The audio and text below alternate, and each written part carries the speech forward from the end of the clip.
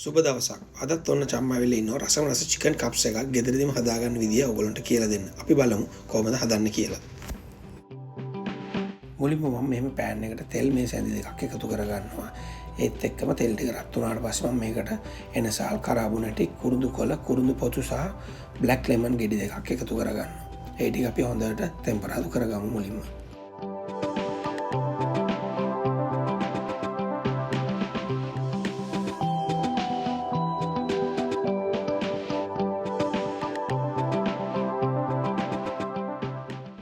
ඉන්පසු මම කුඩාවට කපාගත් රතු ලුණු ටිකක් මේකට එකතු කරගන්නවා. ඒත් එක්කම මම මිරිස් කරල් දෙක උත් එකතු කරලා හොඳට මේක ටෙම්පරාදු කරගන්නවා.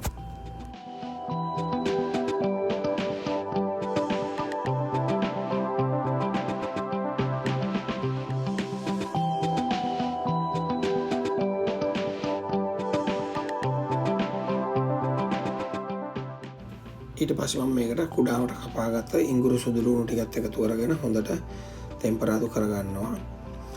මේක හොඳට රන්වන් පහ වෙනකන් හොඳට බැද ගන්න. ඊට පස්සේ අපි මේකට අඹරාගත්ත තක්කාලි උෂ ටික එකතු කරගන්නවා.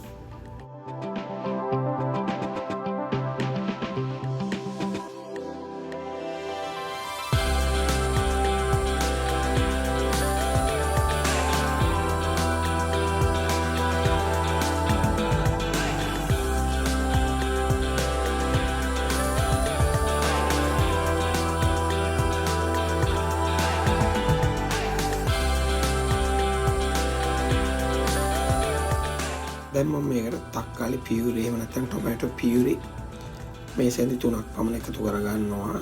ඒකත් හොඳට මද රසයෙන් මේක මේ හොඳට කලවම් කරගන්න.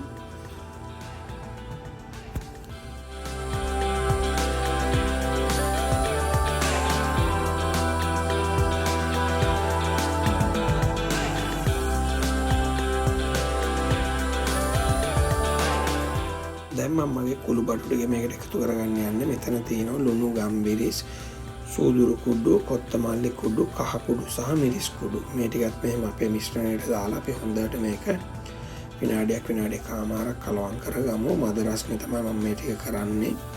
ඔයාලට පේනවා මේ ටික හොඳට කලවම් කරගන්න.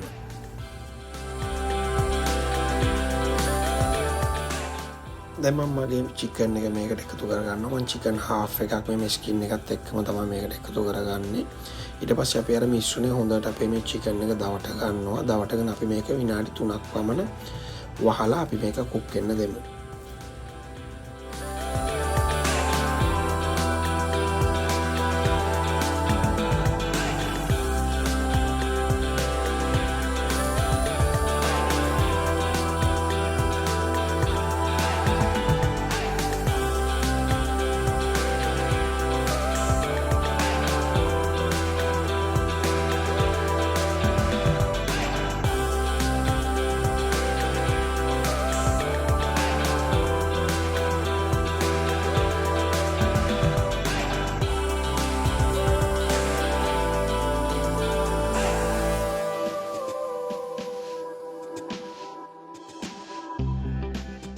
දැන් මම මේකට වතුර අඬු කෝප්ප 2මාරක් පමණ එකතු කරගන්නවා. චිකන් එක හොඳට තැම්බෙන ප්‍රමාණයට වතුර එකතු කරගන්න. ඊට පස්සේ අපි මේක වහලා විනාඩි 15ක් පමණ චිකන් එක තැම්බෙන්න දෙමු.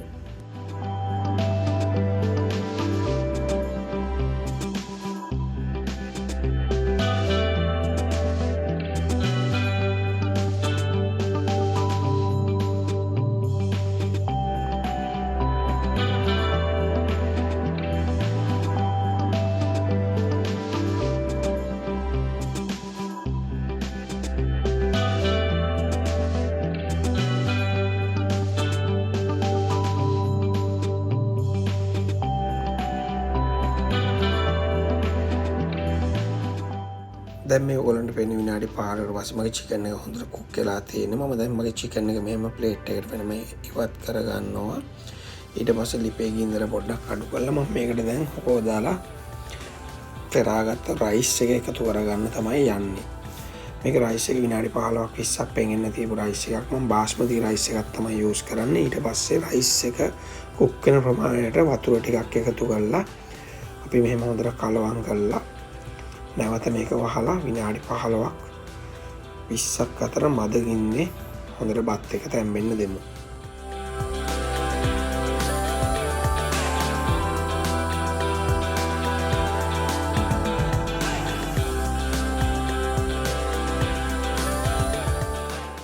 දැන් ඔයගොල්ලන්ට පේනවා විනාඩි 15කට පස්සේ අපේ බත් එක හොඳට තැම්බිලා තිනවා. අපි මෙහෙම හැඳිමිටකින් මෙහෙම පොඩ්ඩක් කූරු ගාලා ලිපේ ගින්දර අඩු කරලා නැවත විනාඩි 5ක් පමණ මේක වහලා තියමු.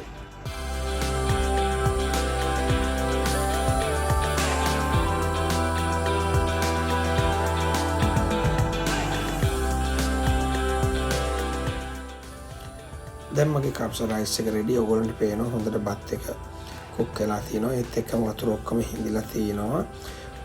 හොඳට මිශ්‍රණය මුළු බත් එක පුරාම කලවම් වෙලා තිනවා. මෙහෙම නැවත කලවම් කරගන්න. කලවම් කරලා අපි මේක ලිපෙන් ඉවත් කරලා දැන් අපි අපේ චිකන් එක නැවත ෆෑන් ෆ්‍රයිඩ් කරගන්න තමයි යන්නේ. මෙහෙම ෆෑන් එකක් වෙනම ලිපේ තියලා තෙල් ටිකක් මෙහෙම එකතු කරලා වාර කලින් තම්බාගත් චිකන් එක මේක එකතු කරලා විනාඩි 1කමාරක් දෙකක් වගේ කෙටි කාලයක් දෙපැත්ත ෆ්‍රයි කරගන්න.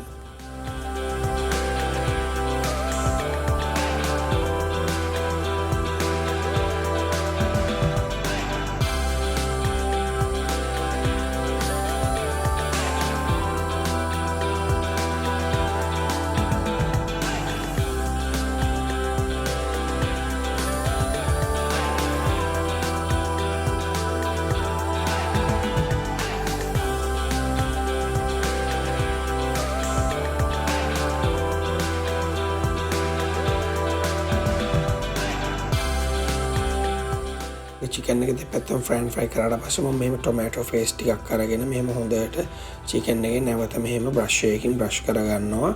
අර පෑන් එකේ තියෙන ඔයිල් ටිකත් එක්ක මික්ස් කරලා මෙහෙම ලස්සනට මුළු චිකන් එක පුරාම බ්‍රෂ් කරගන්න. එතකොට වගේ චිකන් එක හොඳ රසයක් වගේම හොඳ පැහැයකුත් තියෙනවා. මේ පේන විදියට අර ලස්සනට ඒක කරගන්න පුළුවන්.